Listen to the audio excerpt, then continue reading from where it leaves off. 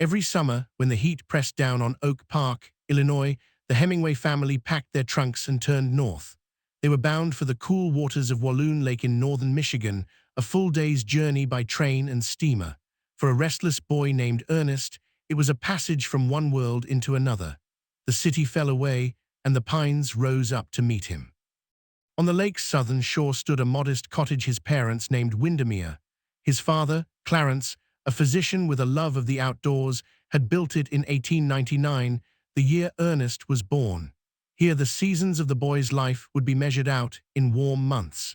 Here he would learn the things that would haunt his fiction for the rest of his days. The days were long and unhurried, shaped by water and woods. Ernest fished the shallows for perch and bass, casting lines into water so clear he could count the stones below. He learned to row before he learned much of anything in a classroom.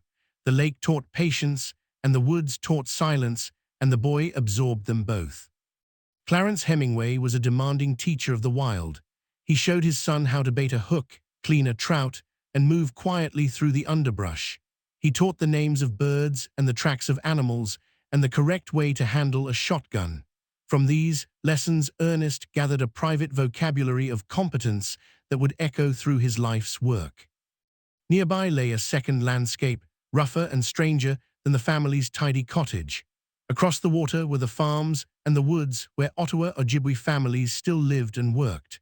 There Ernest glimpsed a world of labor and hardship, of logging camps and quiet dignity. These scenes lodged in his memory like splinters, waiting for the day he would write them down. Years later, sitting in cafes in Paris, Hemingway reached back into those Michigan summers. He conjured a character to carry them, a boy and then a young man named Nick Adams. Nick was not exactly Ernest, but he walked the same trout streams and slept in the same tents. Through Nick, the writer returned again and again to the country of his childhood. In the story called Indian Camp, Nick is a small boy taken across a lake at night by his doctor father. He witnesses a difficult birth in a shanty and then a death he does not fully understand. It is a first encounter with the great mysteries told in sentences stripped bare of comfort.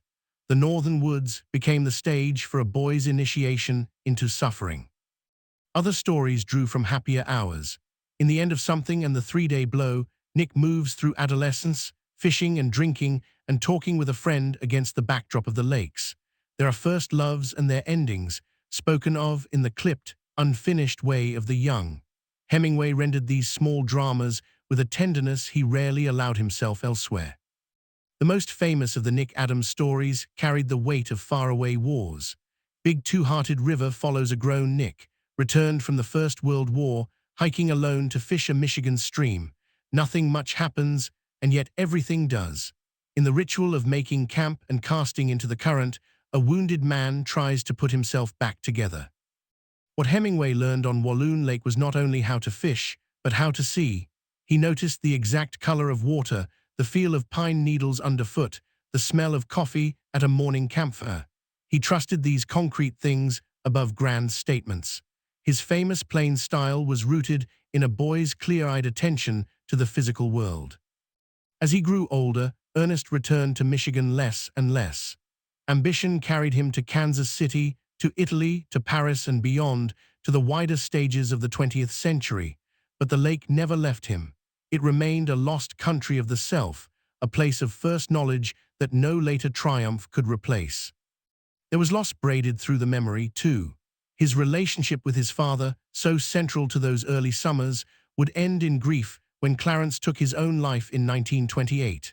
The woods that had bound them together became a landscape of mourning.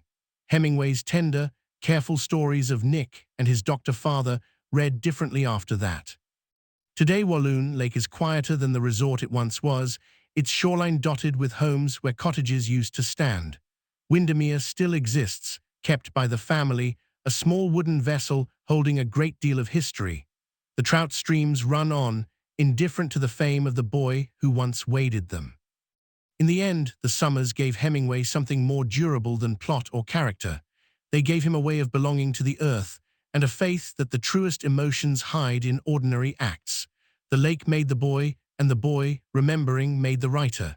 And in Nick Adams, that northern country lives on, clear and cold and unforgotten.